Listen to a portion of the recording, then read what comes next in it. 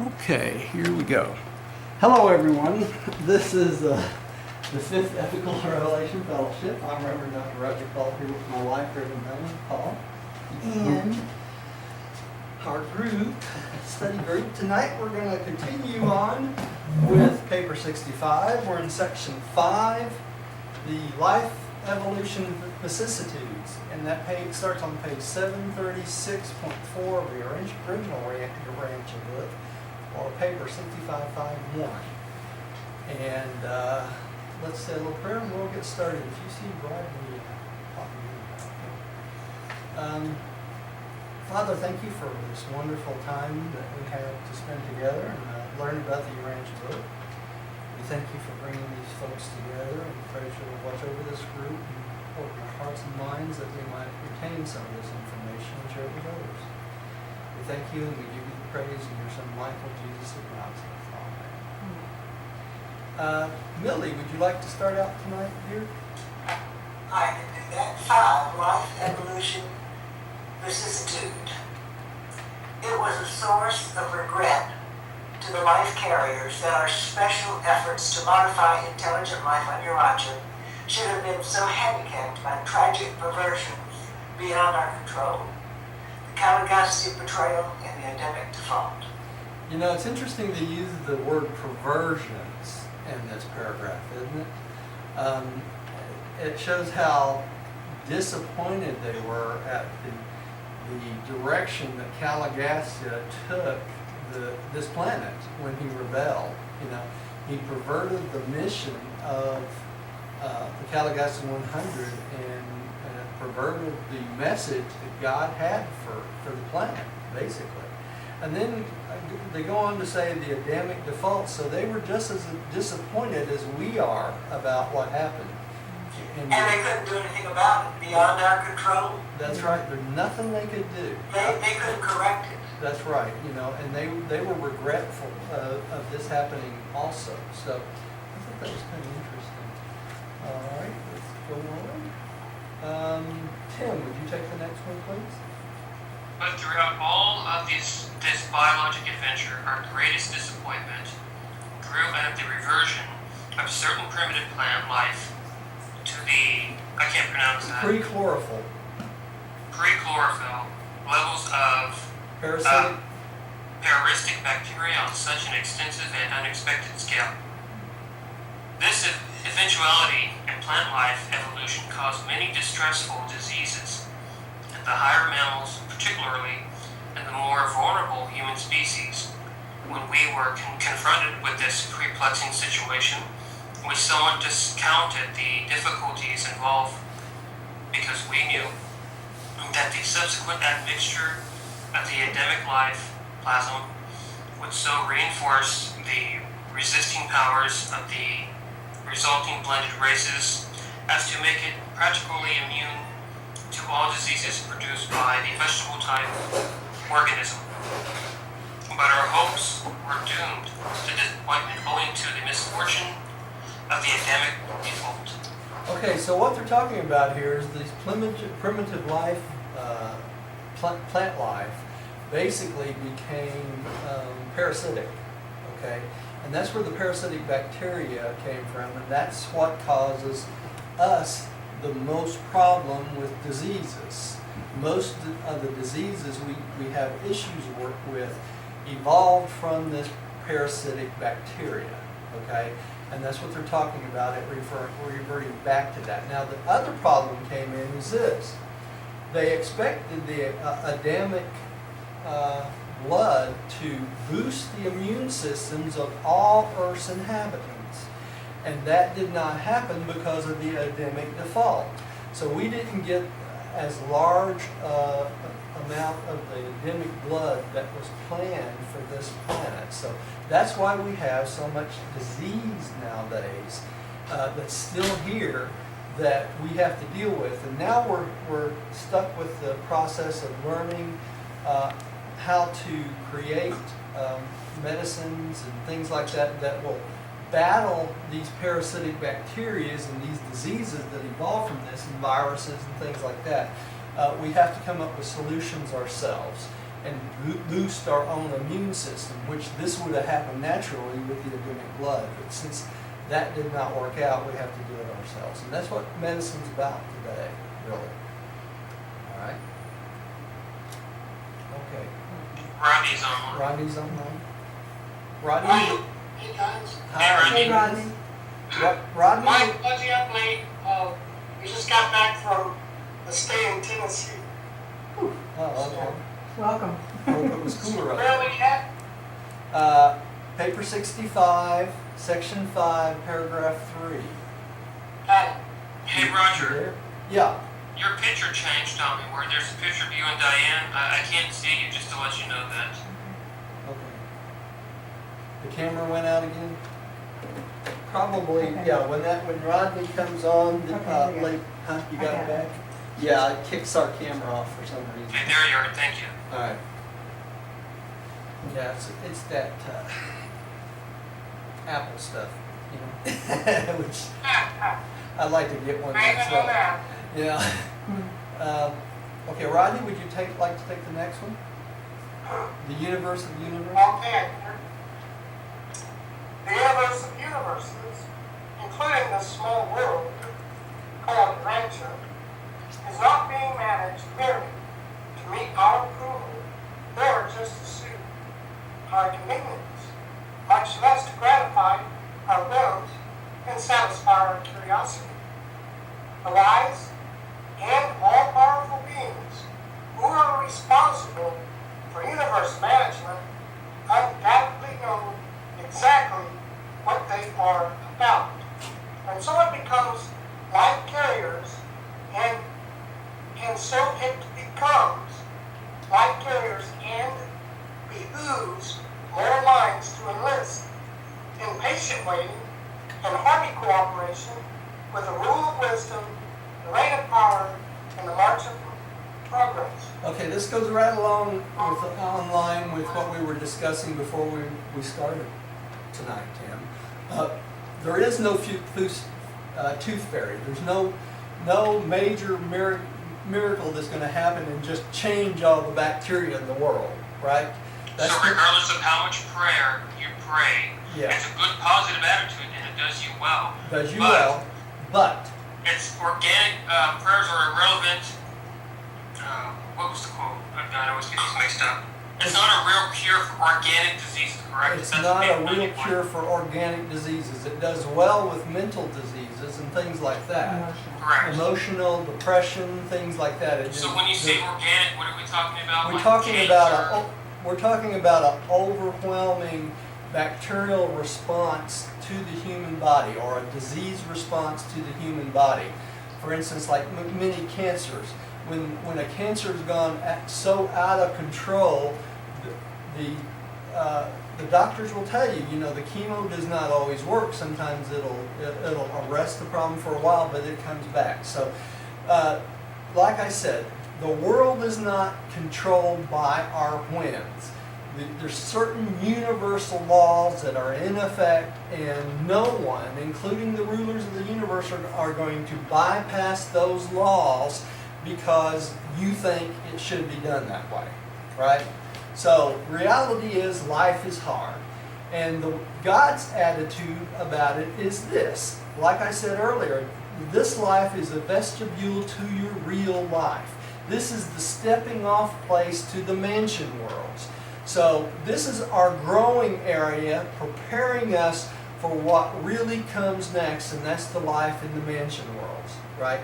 So there are difficulties in this world, and this world is difficult, and if anybody tells you any otherwise, you're fooling yourself, right? It's a hard world. But we have the reassurance of the fact that we have a pathway to God. That's what the mansion worlds are about. And by keeping the faith and doing the best we can, we prepare ourselves for the next step, basically. So Okay? it was the radiation treatment and the surgery that pretty much healed her.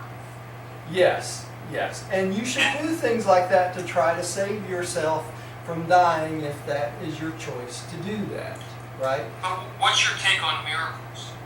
Miracles happen all the time, but the miracles that happen are not the ones that we would like to think that God's just going to come in and fix everything in our life, because that's not the way it happens.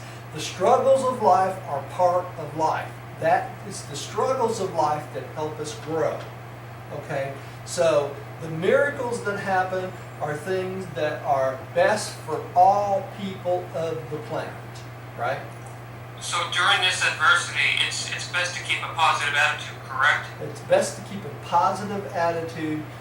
Do everything you can to heal yourself, take your medications, go through the surgical procedures if you need to, but have a positive mental attitude during all of these, and pray for the doctors that's working on you, because they need to have wisdom in knowing how to take care of you. Right? Okay, thank you, Roger.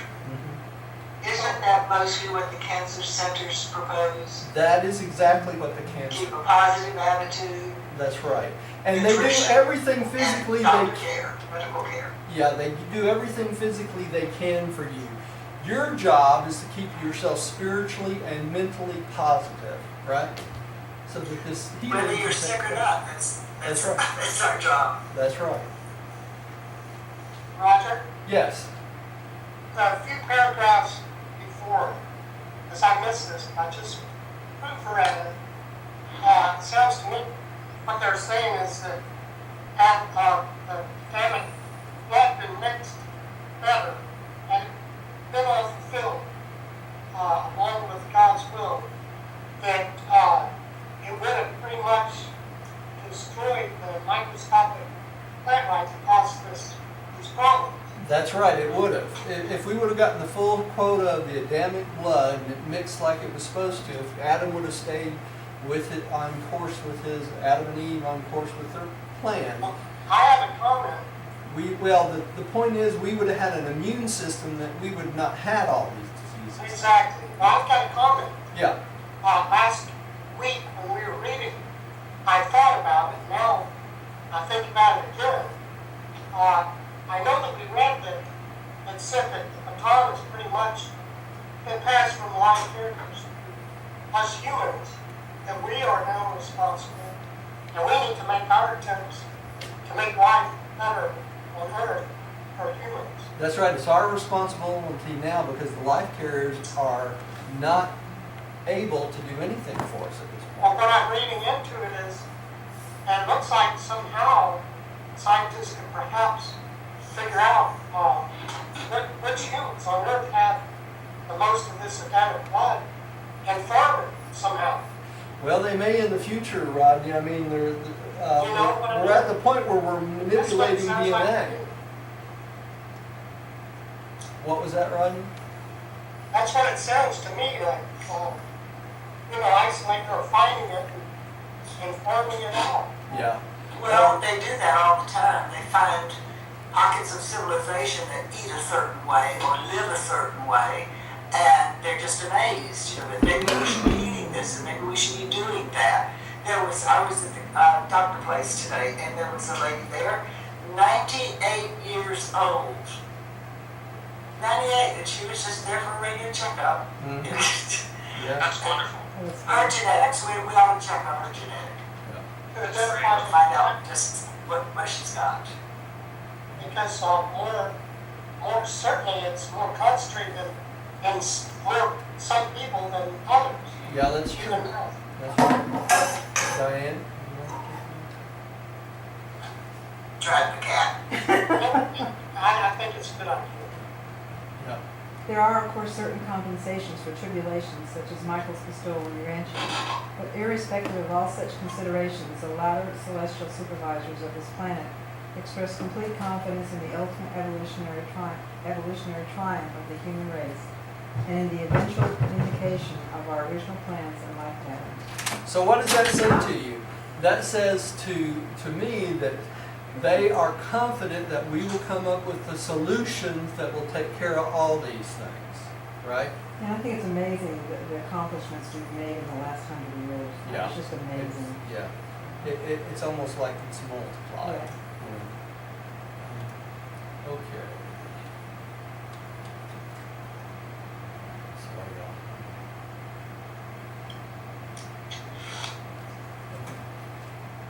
Evolutionary techniques of life. It is impossible accurately to determine simultaneously the exact location of the velocity of the moving object. Any attempt at measurement of either inevitably involves change in the other. The same sort of paradox confronts a mortal man when he undertakes the chemical analysis of protoplasm. The chemist can elucidate the chemistry of dead protoplasm, but he cannot discern either the physical organization or the dynamic performance of living protoplasm. Ever will the scientist come nearer and nearer the secrets of life, but never will he find them for no other reason than that he must kill protoplasm in order to analyze it.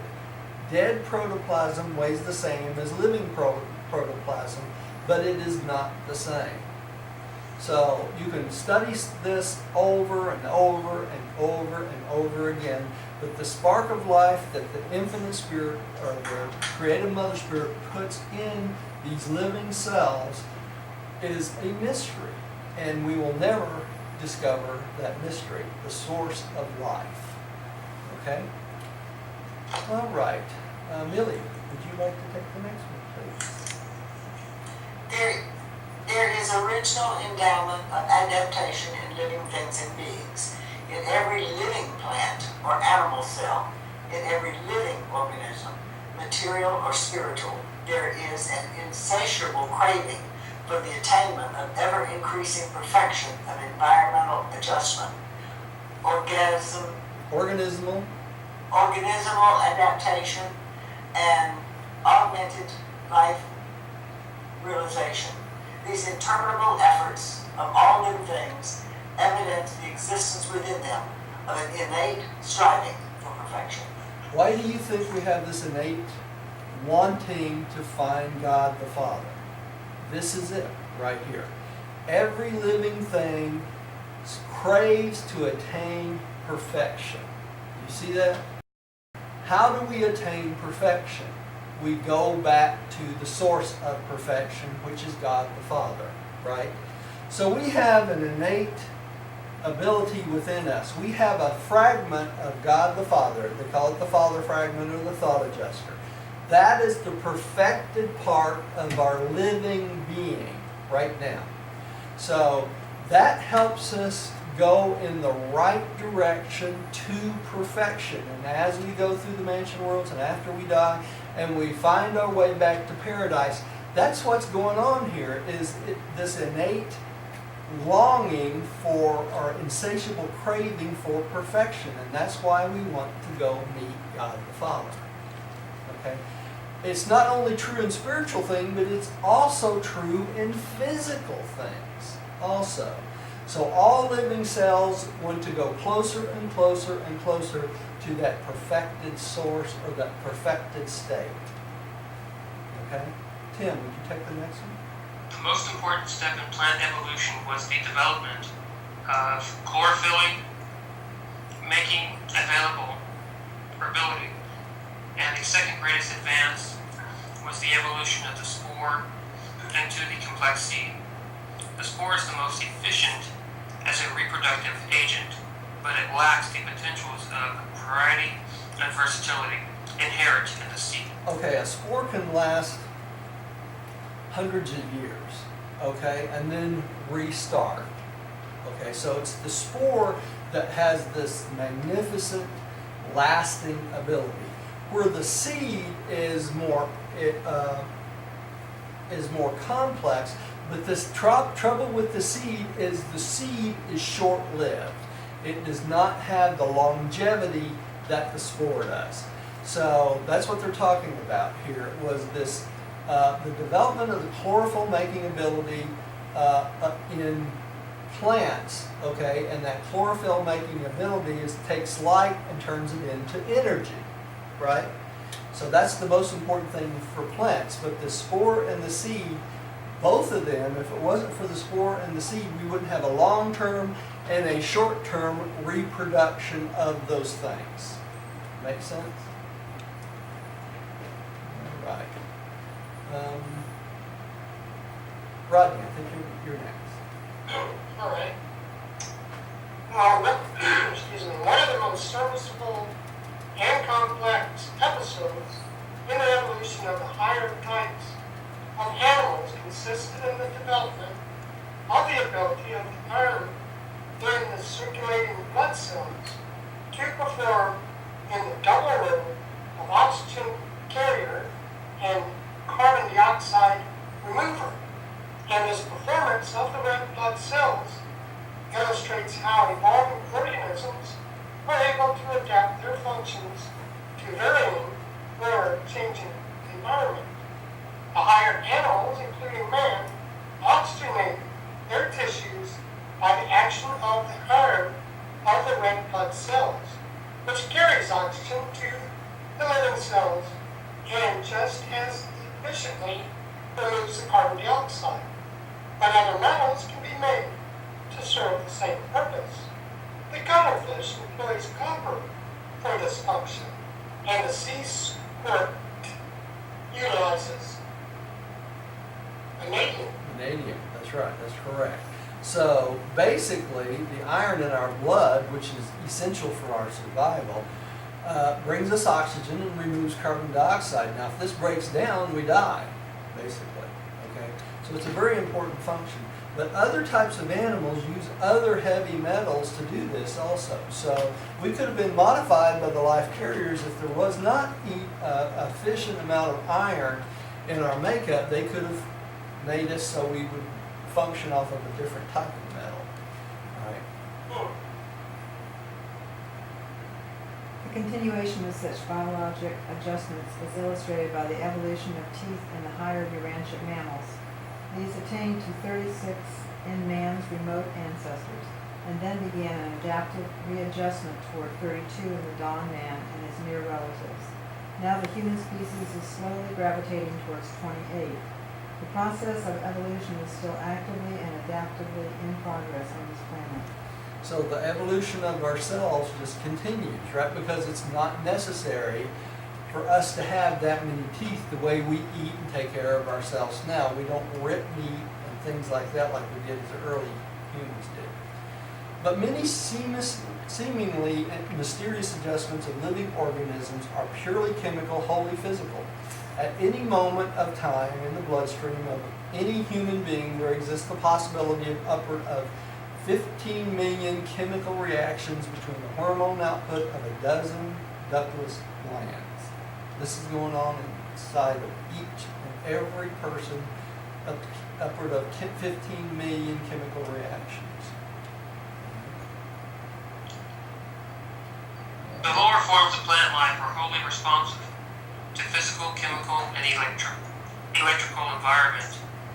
But as the scale of life ascends, one by one, the mind ministry of the seven adjutant spirits become operative, and the mind becomes increasingly adjustive, creative, coordinated, and dominated. The ability of animals to adapt themselves to air, water, and land is not a supernatural endowment, but it is a superphysical adjustment.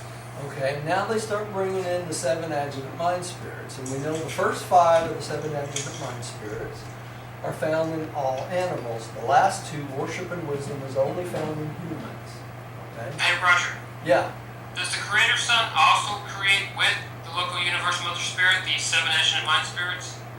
No, that's a function of the infinite spirit. It comes.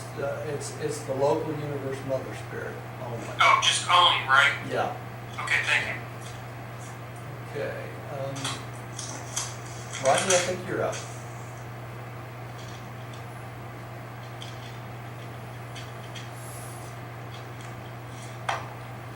Who's up, Roger? Rodney? Oh, I am. My Yeah. apologies. Physics and chemistry alone cannot explain how a human being evolved out of the primeval protoplasm of the early cities. The ability to learn, memory, and differential response to environment is the endowment of mind. The laws of physics are not responsive to training. They are immutable and unchanging. The reactions of chemistry are not modified by education They are uniform and dependable. Aside from the presence of the unqualified absolute, electrical and chemical reactions are predictable. But mind can profit from experience, can learn from reactive habits of behavior in response to repetition of stimuli. Okay, I think I just skipped over, did I skip you, Millie, on that time? That's okay. Okay, you can read after this. Let me go into this just a little bit here. Remember how I said there are no accidents really in time? Everything, the laws of the universe are static, and that's what they're talking about here. The laws of physics, the laws of chemistry, the laws of chemical reaction, electrical, chemical reactions, they are all basically predictable. They're there all the time. What makes life different in a human being is mind. It's mind, well, in animals too. It's only with the mind can the mind experience experiential judgment. Okay, can learn from habits, they can learn from repetitive work and things like that. And that's only because of mind. These other physical laws don't need mind to do that. They're just laws of the universe, right? But these things that we're talking about are controlled by mind, and they're going to talk about this a little bit more here. And Millie, would you take this one, please? Okay. Pre-intelligent organisms react to environmental stimuli, but those organisms which are reactive to mind ministry can adjust and manipulate the environment itself. Okay, so it says right here that the pre-intelligent organism actually can just react to just what's going on around them, right? The environmental stimuli. But once you add mind to it, the organism can manipulate its own environment to improve itself, okay? And it's only because of mind that it can do this. Here. The physical brain with its associated nervous system possesses innate capacity for response to mind ministry, just as a developing mind of personality possesses a certain innate capacity for spirit receptivity, and therefore contains the potentials of spiritual progress and attainment. Intellectual, social, moral, and spiritual evolution are dependent on the mind ministry of the seven adjutant spirits and their superphysical associates. Okay, so the physical brain and the nervous system. You know, we know that if you take a human being and you cut off his head, what happens? They immediately die, right? Because without the functioning of the physical brain and the mind which is within that brain, the body cannot survive. In other words, you can't separate a head from the body because the central nervous system is what it sends all of its information back and forth. So that's why so many years, you know, in the past they used to cut everybody's head off if they wanted to execute them, right? It stops all functioning immediately, okay? But, So, hey, Roger. yeah. Go ahead. yeah, but what's interesting about this, the physical brain itself is the home of the mind and the seven adjutant mind spirits ministry. Okay, it's not in your heart, it's not in your lung, it's not anywhere else, but it's encased in a bony structure inside the brain. Basically, that's where the mind dwells. And the mind is not a physical organism. It's a spiritual organism superimposed on the physical. Okay? So it is a temporary intellect system. It's a temporary intellect system. So when somebody says to you, well, what is mind? How do you reply? Well, my response would be different than your average person, Tim, because what is mind to me is the seven adjutants, basically all seven adjutants of the seven adjutant mind spirit functioning together in a human being. And the two most important of those are worship and wisdom, because it's only through worship and wisdom that we discover our pathway to God the Father. So I have page 402 marked here along the previous page and this page. And that's where we have the 7 adjective mind spirits. Right. Page 402. 402. And So I got when a we refer slide. to mind, we're really talking about the 7 adjective mind spirits. Right.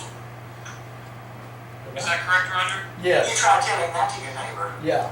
Okay, thank you. Yeah. Page 402. Say that page one more time, Millie, so the people at home can hear you too. 402, is that right? 402. Okay. All right. Let's keep going. I guess I'm up it. Number 7, evolutionary mind levels. The 7 adjunct mind spirits are the versatile mind ministers to the lower intelligent existence of a local universe. This order of mind is ministered from the local universe headquarters or from some world connected therewith, but there is influential direction of lower mind function from the system capitals. What are they talking about here? They're talking about the first 5 of the 7 attributes, and we're going to get a list here of all 7 of them in just a second here. But the first 5 is utilized by all living, breathing, functioning creatures. Okay? All creatures have the first 5. All animals. All animal creatures have the first 5. I don't know if that's true with fishes, but anyway.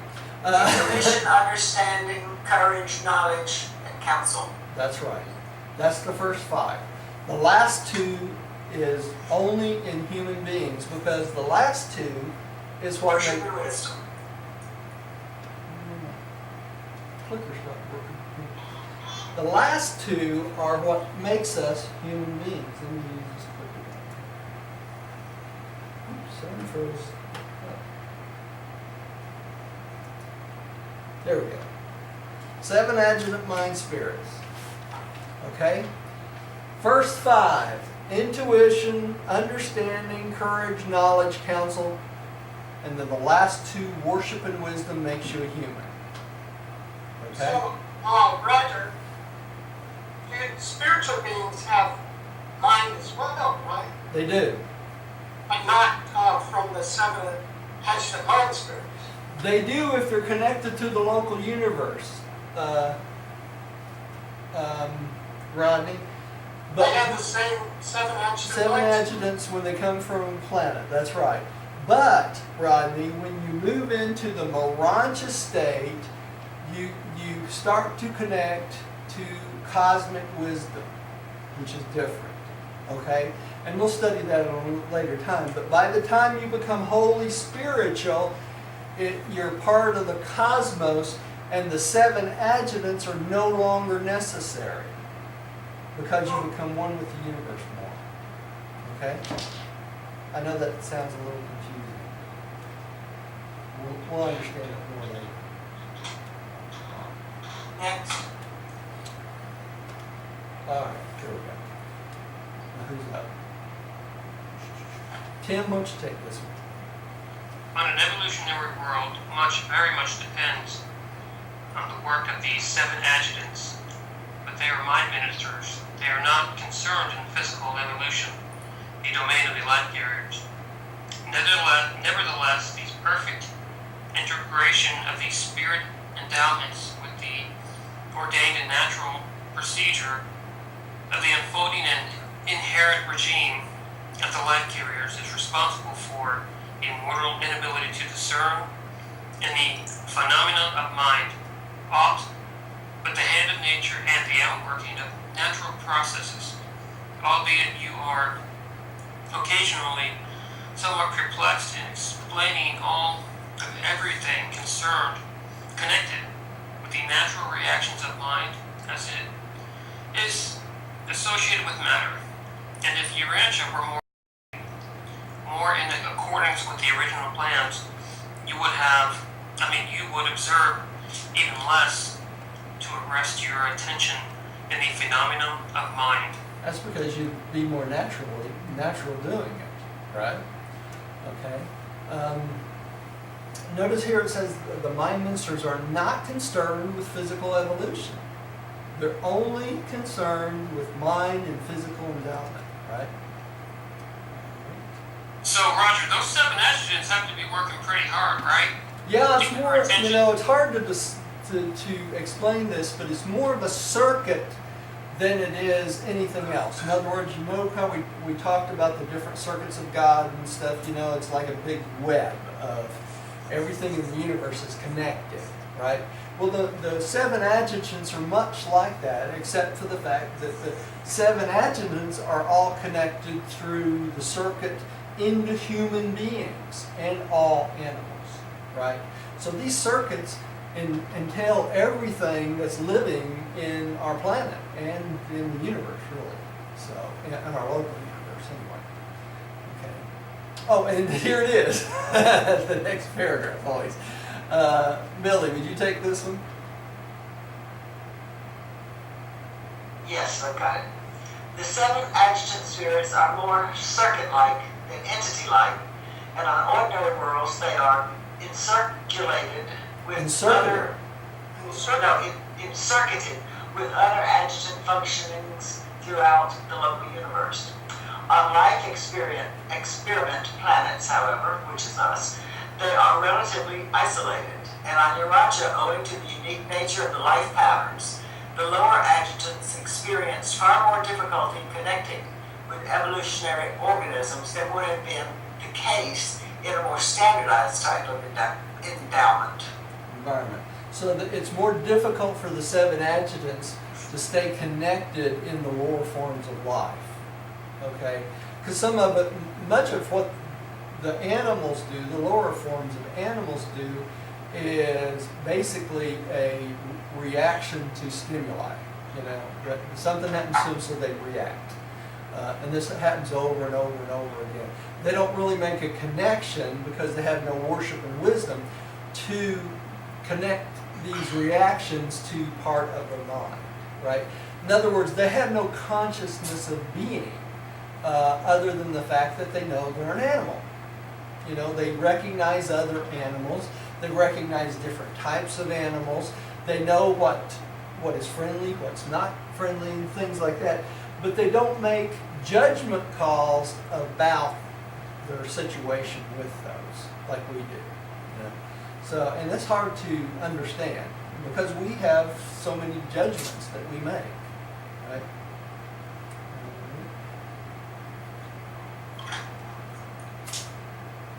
Let's see. Rodney, I believe you're up again. Alright. Again, on an average evolutionary world, the 7 adjutant spirits were formed and are synchronized with the advancing stages of animal development, and they were in nature. With but a single exception, the adjutants experienced the greatest difficulty in contacting with the evolving minds of Urantia organisms than they had ever had in all their functioning throughout the universe of Nebadon. On this world, there developed many forms of order phenomena, confusional combinations of the mechanical, non-teachable, and the non-mechanical, teachable types of organismal response. So we have more, because we're an experimental planet, more creatures that are borderline functioning on stimulus response compared to mind response. Okay, and that's probably because we're an experimental life planet. And also maybe some of the one of the many reasons that Michael decided to come to this planet for his bestowal, because the human beings itself on this planet are a little different than every other planet. So basically it gave us kind of a foot up to have the opportunity to have a creator son actually come to our planet and teach us. And this is part of the reason, I would think. Okay. The acquisition of the Oh, potential. wait a minute. I missed one. There we go. Okay. The 7 adjutant spirits do not make contact with the purely mechanical orders of organismal environmental response. Such pre-intelligent responses of living organisms pertain purely to the energy domains of power centers, the physical controllers, and their associates. Because they have no mind, these are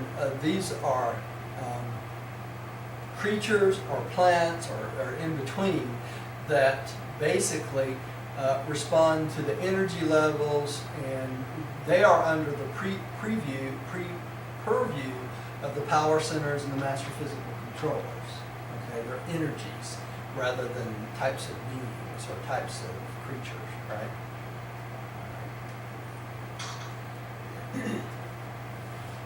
The acquisition of the potential of the ability to learn from experience marks the beginning of the functioning of the adjutant spirits, and they function from the lowest minds of the primitive and invisible existences up to the highest types of the evolutionary scale of human beings. They are the source and pattern for the otherwise more or less mysterious behavior and incompletely understood quick reactions of mind to the material environment. Long must these faithful and always dependable influences carry forward their preliminary ministry before the animal mind attains the human levels of spirit receptivity. Okay? And notice here it says the ability to learn, and that includes animals from the lowest type of animal all the way up to humans. And then when we get to the humans, then we start the preliminary ministry of the spirit levels, worship and wisdom, right? We're pretty fortunate. Could right down to it. The adjutants function exclusively in the evolution of experiencing mind up to the level of the 6 bays, the spirit of worship. At this level, there occurs that inevitable overlapping of ministry, the phenomenon of the higher reaching down to coordinate with the lower in anticipation of subsequent attainment of advanced levels of development, and still additional spirit ministry accompanies the action of the 7th and last adjutant, the spirit of worship. Throughout the ministry of the spirit world, the individual never experiences abrupt transitions of spirit cooperations. Always are these changes gradual or reciprocal. Now this is interesting because the way they explain this is between the 6th and 7th adjutants. The 6th pretty much basically goes both ways. You have God reaching down to us through the adjuster, and man reaching up to God, right? Through that same adjuster, for the worship, right? The wisdom comes in, it's more like a mixing of the two, the last adjutant, the spirit of wisdom, right? And the tricky part is the worship and the wisdom work so interchangeably, hand in hand, it's hard to tell them apart, really. Because through worship you become more wise, and that wisdom becomes from worship, okay? So it's like an interchanging of abilities, really. Hey, Roger, what do they mean when they say never experiences arc transitions of spirit cooperation? Okay. Let me find it here. It says, throughout the ministry of the spirit world, the individual never experiences abrupt transitions of spirit cooperation. Yeah, I see what you're talking about here. What's a good example of this? You ever been to, all right, I'm going to step on toes to answer this question. I don't know any other way to do this. This worship and wisdom is a very gradual thing over time. Okay, so as you get older, you become more adept to worshiping and more adept to have more wisdom, right? It's not abrupt. In other words, it doesn't happen like instantly. You ever been to one of these old-timey churches where people say they are spirit-filled and they start jumping around and screaming and hollering? This happened this Sunday. Yeah, well, that's an abrupt change. You see what I'm talking about? You go from a normal human psyche, suddenly you're running around, screaming, yelling, speaking in tongues, and things like that. That's what they call an emotional issue, right? That's what you call an emotional response. That's right. But this worship and wisdom is not that. Okay? This is a gradual thing over time. It's a learned thing. It's an effort. It's a thing that is done only through effort on the individual over time. Right? So you're not going to wake up in the morning and go, start babbling in tongues and jumping up and down and say, I'm in the Spirit now, I got worship and wisdom. That's not what they're talking about. Okay? It's not an abrupt change. It's a slow, gradual change over time. Now you see why I said I was going to step on those. Correct, because most genuine experiences are very calming and very slow. And just, it feels wonderful. Yeah, that's right. And actually the word speaking in tongues was actually in reference to speaking foreign languages. You will speak in foreign languages, not jibber jabber. That's right. And when the when the disciples did that, they spoke in those languages so that the people that was listening to them could understand what they were saying. That's correct. That's right. It wasn't an emotional aspect. That's right. I had an issue with that for years and years and years when I was in the Baptist stuff. Okay, who's up next? Roger, Yeah? I asked my 11-year-old nephew why he enjoyed playing the drum set so much at church. Yeah? In service, they allowed him to do that, And he says, it's because I can bring the Holy Spirit into church. Did you explain to him that the Holy Spirit's already there? No, I didn't say a thing. All right, let's keep going. Who's up next? I'm lost again. I think Millie's up. I just read. Yeah, I think Millie's up. Always should the domains of the physical, electrochemical, and the mental response to environmental stimuli be differentiated, and in turn, they must all be recognized as phenomena apart from spiritual activities. The domains of physical, mental, and spiritual gravity are distinct realms of cosmic reality, notwithstanding their intimate interrelations. So these are part of gravity. Notice this physical, mental, and spiritual have a gravity circuit, right? All three of them. All right, and it says here these must be differentiated and recognized as a phenomena apart from spiritual activities. Okay, so I'm talking about the physical, electrochemical, and mental response. Very complicated. Okay, Rodney, I think you're up. Number 8.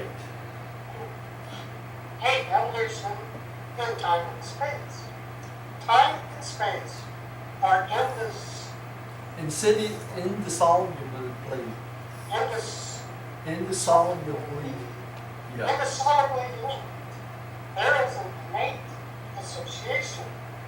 The delays of time are inevitable in the presence of certain space conditions. You cannot separate time and space. Okay? Time is forever linked to space. The only place this is not the case is where? Paradise. Eternal Isle of Paradise. That's correct. You get an A+ for today. Thank you, wise teachers. Yes. Okay. Sweet. If spending so much time in affecting the evolutionary changes of the life development occasions perplexity, I would say that we cannot time the life processes to unfold any faster than the physical metamorphosis of a planet will permit. We must wait upon the natural physical development of a planet. We have absolutely no control over geologic evolution. If the physical conditions would allow, we could arrange for the completed evolution of life in considerably less than 1 million years. But we are all under the jurisdiction of the supreme rulers of paradise, and time is non-existent on paradise. There it is in the next paragraph. Always in the next paragraph, right? So it doesn't matter. That's right. So there is no magic, there is no tooth fairy, right? They don't click their fingers and everything changes, right? Only in fairy tales does that happen, okay?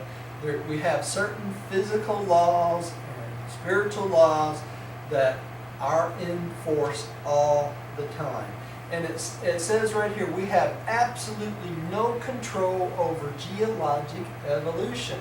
It happens in its own time, right? They don't speed it up. Hey, Roger, Yeah, you said physical laws. Is that another way of saying physical conditions? physical conditions. Because I use Yeah. that a lot, like, for instance, when somebody says, well, I don't understand why God's in a bad mood and he sent a tornado down and destroyed all my house. And you tell them, look, God would never do anything like that. But there's certain natural physical laws that you have to abound to. So I can also say physical conditions, correct? You can, Tim, and that's correct. That's absolutely wonderful. Correct. And it's interesting that even the Creator Son will not sidestep the physical laws of his planet. Okay? In other words, did you ever hear of Jesus saying, make rain? He didn't do it because that was the natural laws of his planet, right? Correct. So we would know he would not do that. Now, if Jesus can't make rain, you think we can? Not likely, right? We can And it shoot. was up here. Yeah, we can shoot chemicals up into the sky and cause a chemical reaction and cause it to rain, but we really can't make rain from nothingness, can we? Yeah, because actually the adversary also tempted him to make, turn bread into stones into bread. Yeah, stones into bread, that's right. Change his own laws, right? All right. Okay, who's next? Oh, I'm not. Oh.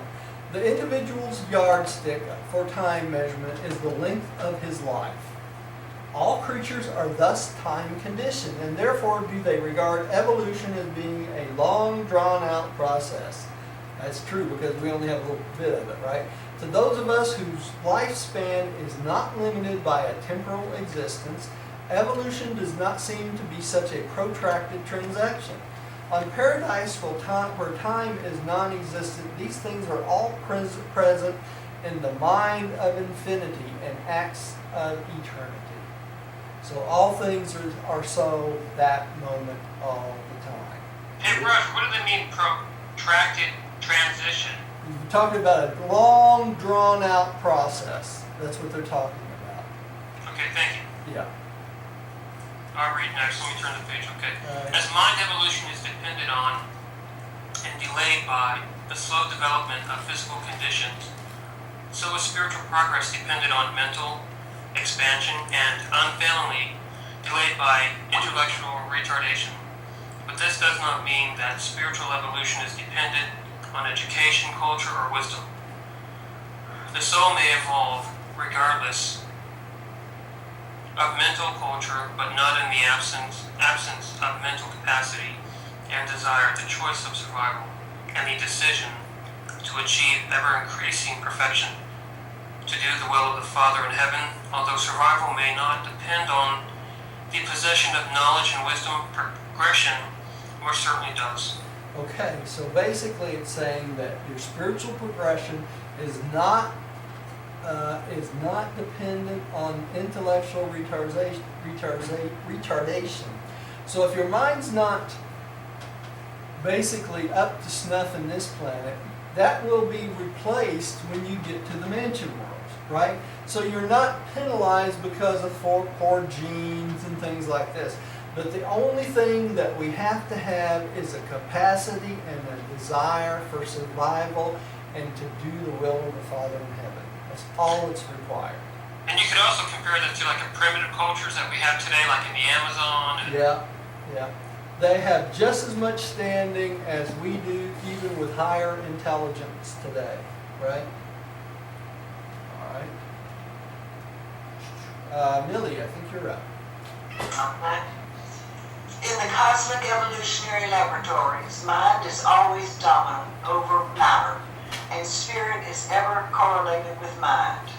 Failure of these diverse endowments to synchronize and coordinate may cause time delays, but if the individual really knows God and desires to find Him and become like Him, then survival is assured regardless of the handicaps of time.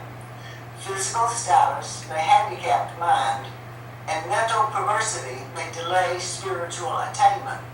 But none of these obstacles can defeat the whole-souled choice of will. I could preach a 2-hour sermon just on this paragraph. When Basically, when they say will, Roger, can you give me a comment on that? yeah, it's basically a decision, a personal decision, a whole choice decision to follow God's leading. That's what it boils down to. And it doesn't matter whether you have, the interesting thing about this, it mentions here mental perversity. You see that? In other words, you can have something psychologically wrong with you. You could be totally off kilter, and still be and still attain paradise, because that whole soul choice of will puts you in the first mansion world. And of course, when you get to the first mansion world, you get a perfected body, perfected mind, and you go on from there. So that just tells us that it doesn't matter our physical handicaps or mental handicaps, mental perversity. In other words, you may have these habits that are totally and morally wrong and still make it to paradise, because you have this handicap and your way of thinking is incorrect, does not keep you from making it to paradise. So that's the point I want to make here, and I could spend hours. You make it to the mansion world, but not paradise. Oh, well, Because mansion world is what Because I'm talking paradise, you couldn't get Does it in. get corrected along the way? Pardon me? If you have this problem, this handicap, this mental perversity, Yes. doesn't it get corrected before you It does. progress? It does, Millie. That's what the mansion worlds are about, is correcting these mental handicaps Super, thank you. of going from mansion world to mansion worlds and getting rid of all the mental perversities we have. Like, what would be some of those that you can think of? If you don't like your neighbor, that's a mental handicap, wouldn't it? Okay? If you're Is that referring prejudiced, to retarded? yeah, this is mental retardation. If you're Okay. prejudiced against all other people, that's a mental handicap. Or another Let's- word would be Down syndrome? yeah, well, that too. But basically what has to happen is you go through the mansion worlds, these problems are removed, and by the time you get to the 7th mansion world, all these physical and mental things have been removed. But where does the category of mental illness come in? I think we're all a little bit mentally ill. Right. Yeah. You know, mental illness is really a gauge that society puts on individuals, okay? And the amount of your mental retardation or your mental handicap is determined by other people's opinion. So we don't know for sure that someone we call mentally ill is not totally sane, and we are the ones that are mentally ill, And they right? have So a if scale somebody with too. schizophrenia, Yeah, Well, they have a scale, you know, if you were, that they go by to Right. determine who's mentally ill, what stage they're in. that stage. So if it's misinterpreted or Yeah, diagnosed, misdiagnosed, you know, Yeah. you got a human being diagnosing another human being Right. that's a variation of many Yeah. things. So, you know, who's to say what's crazy, I right? like how you said that, Roger. We're all mentally ill. Yeah. It just depends on how much mental illness we have, not whether we have it, right? Okay. Who gets to the last one? I believe, Rodman, you have the privilege of the last one. When physical conditions are right, some mental evolutions may take place. When mind status is propitious, some spiritual transformations may occur. When spiritual values receive proper recognition, then cosmic meanings become discernible, and increasingly the personality is released from the handicaps of time and delivered from the limitations of space. Sponsored by Life Care of Lebanon, resident of your edge. Okay, so when certain conditions are met, we can go through sudden mental evolution. Okay? That's very important. Okay?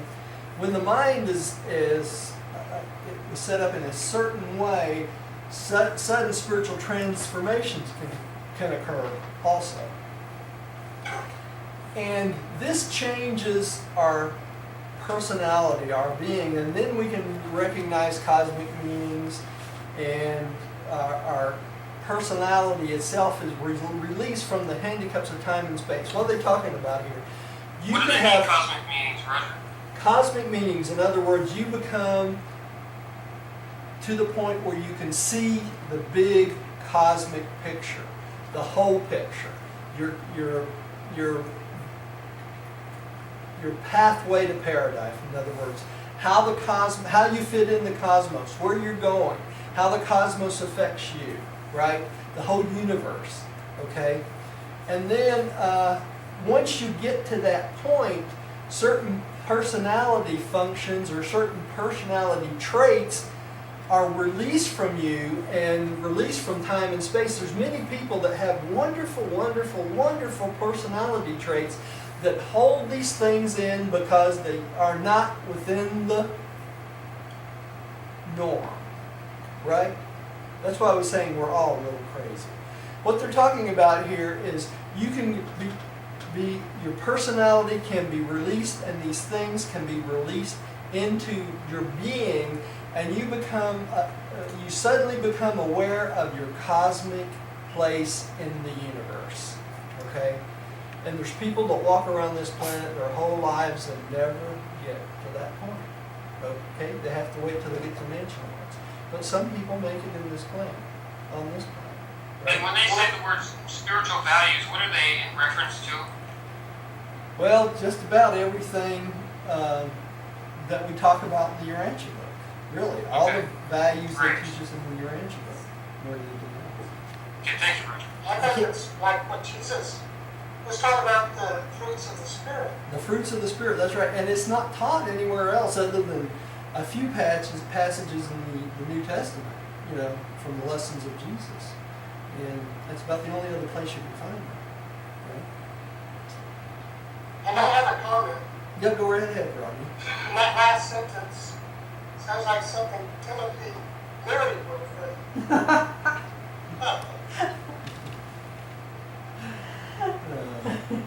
I mean, really and truly. Yeah. Well, thank you, Roger. I do like to take credit when credit is due. All right. Okay. Let's say a little prayer and we'll close for tonight. I enjoyed this paper. It was really neat. Rodney, would you like to close us tonight? Sure, Roger. Heavenly Father, we thank you that we have the opportunity to come together tonight to study this great revelation, the history of Urantia and the overcontrol of evolution. And we hope that we can observe the meanings of what we've read so that we can share this with other people. And we do all this in your name, Father. Amen. Amen. Don't forget, next time we're going to start the planetary prince of Urantia. We're really getting into the nitty-gritty now. So, thank you for joining us at home. When we start the video, please continue to see you. We hope you get blessed by all this knowledge we confer every week. Let me see if I can reach this without stepping on a cat.